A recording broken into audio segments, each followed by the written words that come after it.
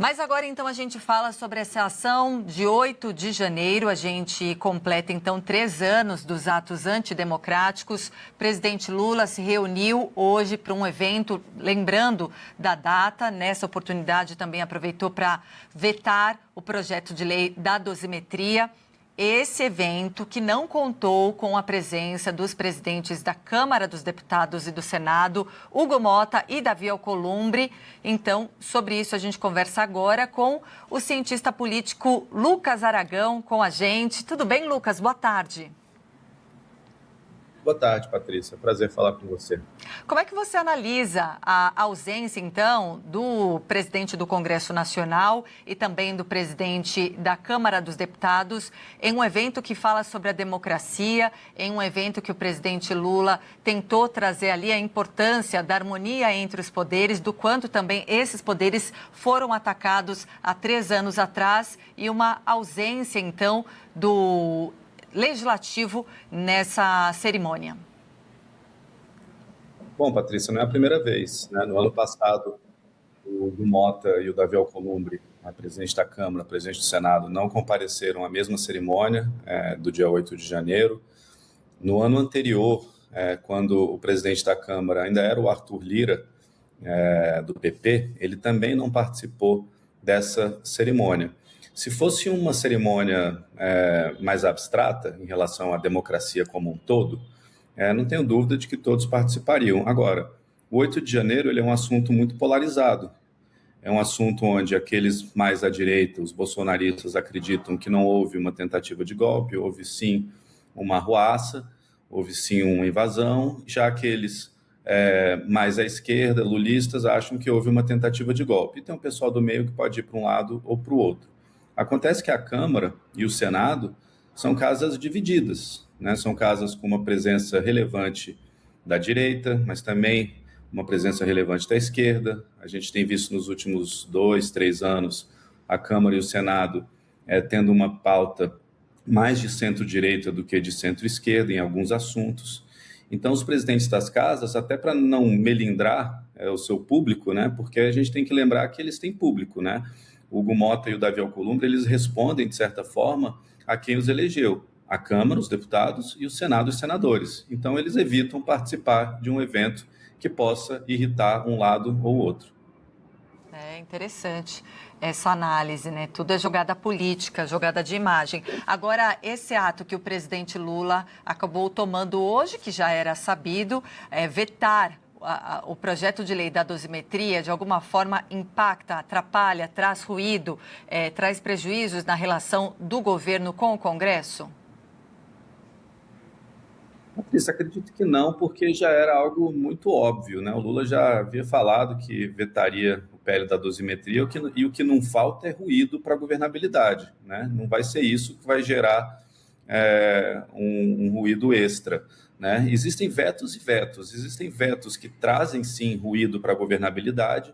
Por exemplo, o veto do licenciamento ambiental, os vetos do licenciamento ambiental, porque são vetos que tiveram uma reação muito negativa de uma das bancadas mais relevantes do Congresso Nacional, que é a Frente Parlamentar do Agronegócio, a bancada do agronegócio. Foi um veto ali que existia uma dúvida, pairava no ar se o governo ia vetar o que vetou e acabou voltando para o Congresso Nacional. Já esse veto da dosimetria, de novo, é um veto que entra na caixinha dos assuntos altamente polarizados. Assuntos que são altamente polarizados e que forem mais à direita, serão vetados pelo presidente de esquerda, é natural. Então, o Congresso não se surpreende, assim como o governo não vai se surpreender quando o Congresso, muito provavelmente, derrubar esses vetos. Na sua avaliação, Lucas, hoje a gente completa, então, esses 3 anos do 8 de janeiro, né, com todas as suas consequências sociais e políticas, dos condenados, aqueles que participaram da trama golpista. Bom, relembrar, ser contra essa ação, mostrar ali, colocar resistência, né, e repúdio, ainda traz consequências políticas vantajosas ou até de desvantagem em relação à direita e esquerda? Patrícia, depende do seu público, né? A política, a percepção política, ela não é uma verdade absoluta. ela é um acordo, né? A ciência é uma verdade absoluta, a política, a geopolítica, a vida em sociedade, ela é um acordo, ela é um consenso de grupos, né? Dentro da direita e do pessoal mais bolsonarista, existe um consenso nesse grupo de que não houve uma tentativa de golpe. Dentro da esquerda, e o pessoal mais à esquerda, mais lulista, existe um consenso de que houve uma tentativa de golpe. Quando você pega as pesquisas nacionais, existe um pouco mais da maioria, ali em torno de 50 e pouco, 55%, que acreditam que a condenação do ex-presidente Jair Bolsonaro é justa. Agora, existem muitos deputados e muitos senadores e prefeitos e outros atores políticos que não dependem do voto desses que acham que houve uma trama golpista, que houve golpe, que a condenação é justa. Eles se sustentam dentro de um grupo que acha que não houve. Então, eles conversam para esse grupo. Agora, quando você começa a galgar espaços maiores na política, indo de deputado para senador, para prefeito, para governador, eventualmente para presidente, aí é estratégico que a sua visão sobre a maioria dos temas esteja mais ou menos alinhada à visão da sociedade como um todo. Vou dar um exemplo.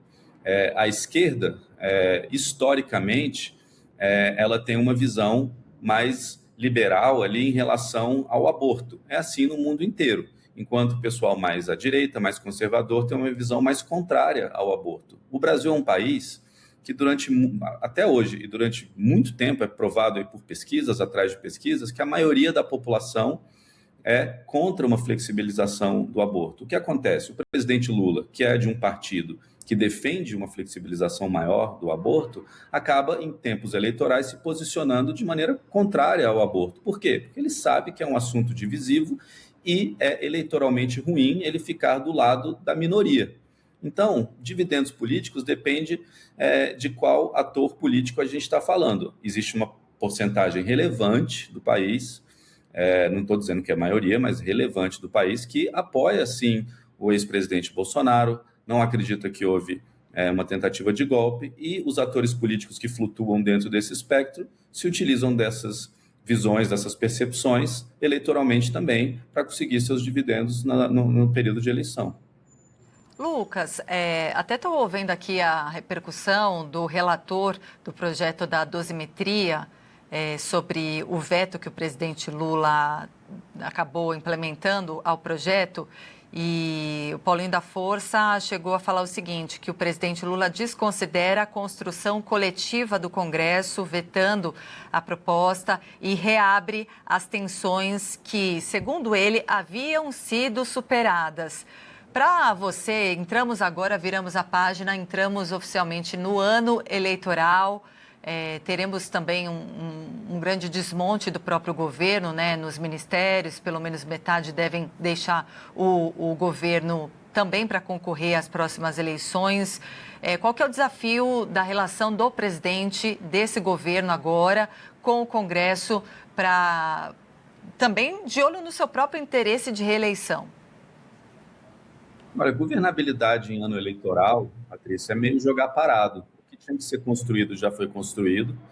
Tanto é que o governo tentou e muito avançar algumas pautas consideradas estratégicas do ponto de vista eleitoral no ano de 2025, como, por exemplo, a aprovação da reforma do imposto de renda, que acabou isentando ali aqueles que ganham até R$5 mil e diminuindo o imposto entre aqueles que ganham entre R$5 e R$7 mil. A gente teve também as movimentações em relação a gás de cozinha, a energia elétrica, tudo isso com possibilidades de aumentar, de entregar dividendos políticos para o presidente Lula. Em ano eleitoral, essa governabilidade ela encarece, né? A inflação política encarece. Se o governo quiser fazer mais, vai ter que entregar mais, vai ter que estar disposto a negociar com o Congresso Nacional, entregando mais cargos, liberando mais emendas. É como eu costumo brincar, é igual o Uber na chuva.